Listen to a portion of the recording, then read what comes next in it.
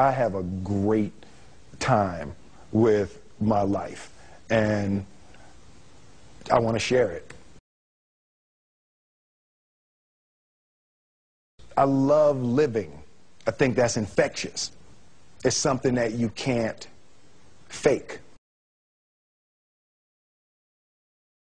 Greatness is not this wonderful, esoteric, elusive, God-like feature that only the special among us will ever taste. You know, it's something that truly exists in all of us. It's very simple. This is what I believe, and I'm willing to die for it. Yeah. Period. It's that simple. I know who I am, and I know what I believe. I know who I am, I know what I believe. That's all I need to know. And that's all I need to know. So from there, you do what you need to do. Yeah. You know, and I think what happens is we make the situation more complex than it has to be. Because we're looking for complexity. There's got to be something complex to understand. It can't be that easy. No. We didn't grow up with the sense that where we were was where we were going to be. You know, we grew up with the sense that where we were almost didn't matter because we were becoming right. Something greater.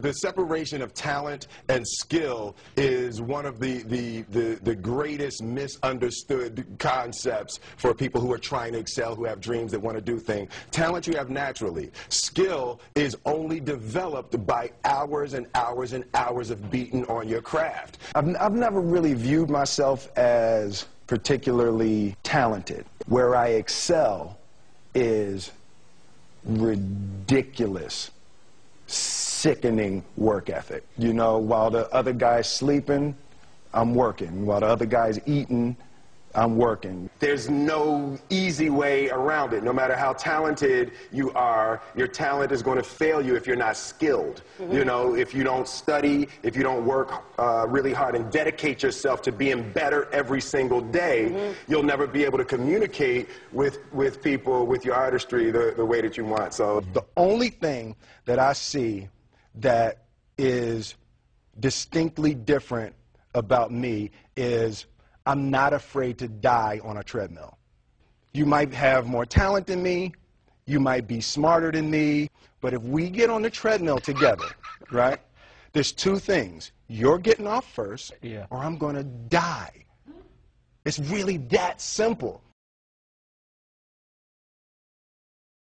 One summer, his dad tore down a brick wall on the front of his business and told 12-year-old Will and his 9-year-old brother to rebuild it, a job they said was impossible. It took them a year and a half, but they did it. And he said, now don't you ever tell me it's something that you can't do. You don't try to build a wall. You don't set out to build a wall. You don't say, I'm going to build the biggest, baddest, greatest wall that's ever been built.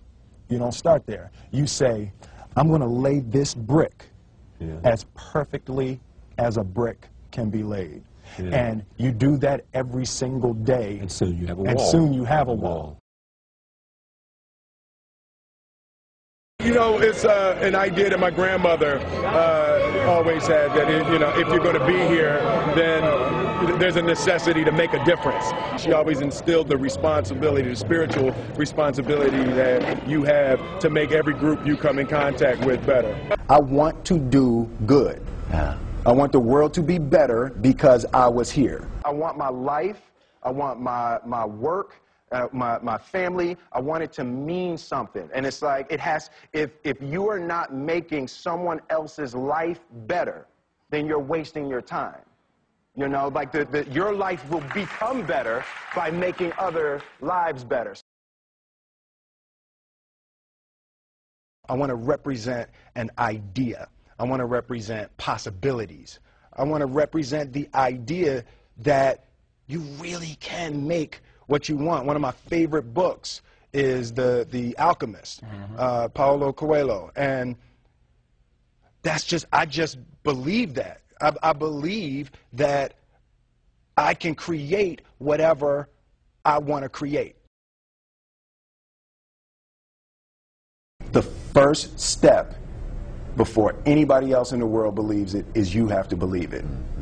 There's no reason to have a plan B because it distracts from plan A. I think that there's a certain delusional quality that all successful people have to have.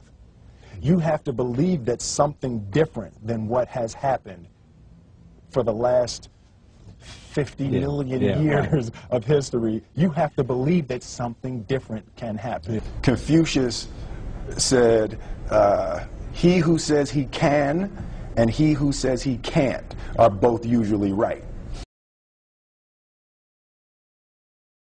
Being realistic is the most commonly traveled road to mediocrity.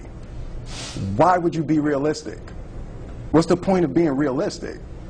Just put up a barrier. Yeah, I'm going to do it. It's done. It's already done. The second I decide it's done, it's already done. It's now we just got to wait for y'all to see. It's unrealistic to walk in a room and flip a switch and lights come on. That's unrealistic. Fortunately, Edison didn't think so. It's unrealistic to think you're going to bend a piece of metal and fly people over an ocean in that metal. That's unrealistic. But fortunately, the Wright brothers and others didn't believe that. And it just seems like such a ridiculous idea to me to embrace the idea that it's not going to happen and that's not real for that to happen. As soon as you say it, now you just made that real. Our thoughts, our feelings, our dreams, our ideas are physical in the universe. That if we dream something, if we picture something, if we commit ourselves to it, that is a physical thrust towards realization that we can put into the universe. That the universe is not a thing that's going to push us around.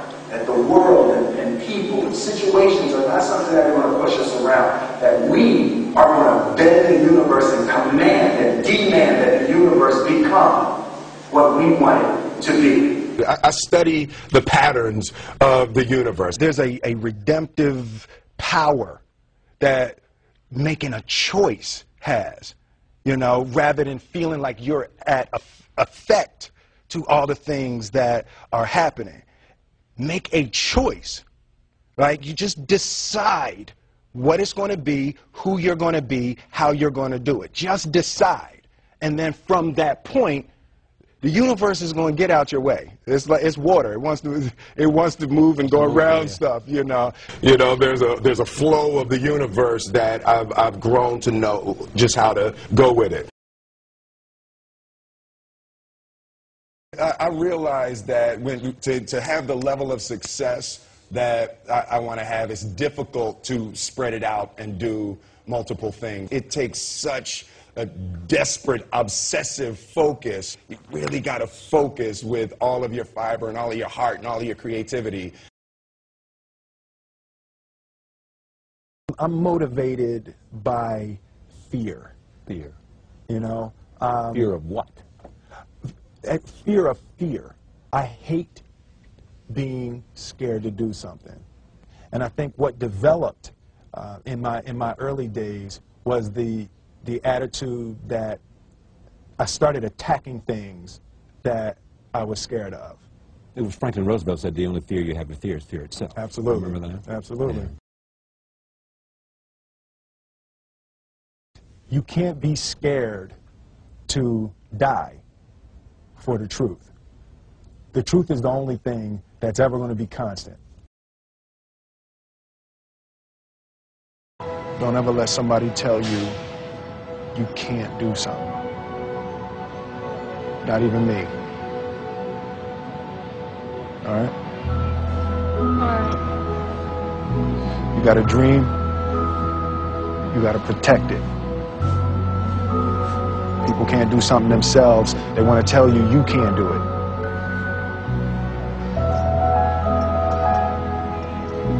You want something, go get it.